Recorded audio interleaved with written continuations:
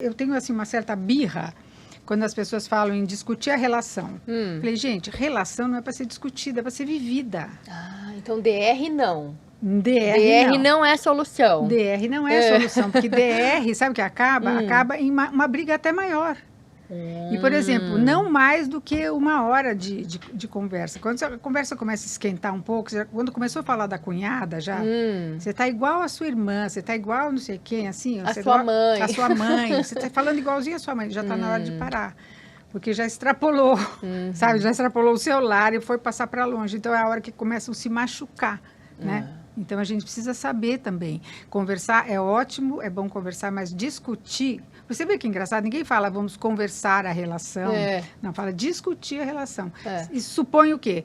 Que um vai falar mais forte e o outro vai ter que acatar, né? Já é predisposição para briga, exatamente, né? É predisposição para briga e para alguém ganhar a briga. Sim. E não é isso. A nossa conversa tem que chegar a acordos que são desacordos, porque é um acordo para assim, então tá bom, você pensa assim, eu penso assim.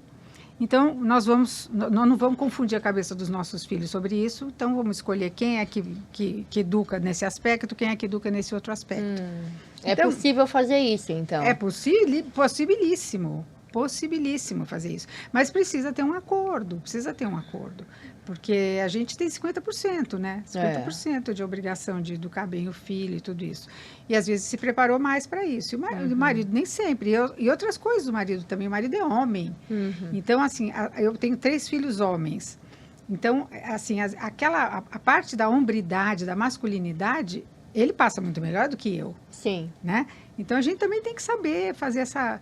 Senão a gente se arvora como ainda mais eu que sou especialista em família, não sei o quê. Então parece assim que minha família tinha que ser perfeita, né? E não é assim, não é assim. Então a gente tem que muita calma nessa hora, porque a gente não pode achar que o outro não sabe nada, né? Legal isso, muito legal. Não sabe nada, não, ele tem coisas para colaborar. Por exemplo, meu marido era mais liberal, com pegar carro e não sei o quê, antes de tirar carta, não sei o quê. E eu, às vezes, fechava um olho, às vezes 2. Porque naquele momento não convinha, sabe, desautorizar ele ali. Mas depois a gente conversava, acho melhor não, né? Puxa vida, tá. Depois a gente chegava num acordo. Mas aí que tá, a gente precisa saber o momento, porque desautorizar o outro... Isso é muito feio, né? É o pior negócio. Porque o filho fica sabendo quais são as 2 facções que tem em casa. E aí ele joga com isso. Joga com isso. Ele vai ou pra cá... Porque de bobinhos ali ninguém tem nada. Ninguém tem nada. A criançada tá internada. E a gente vai aprendendo isso com a vida, na verdade. Vai aprendendo isso com a vida e vai vendo que assim, que essa perfeição que a gente almeja quando a gente casa. Na minha casa não vai ser que nem a minha mãe fazia. Na minha casa vai ter tudo não sei o quê. Logo você já percebe que na sua casa também acontece um monte de coisa.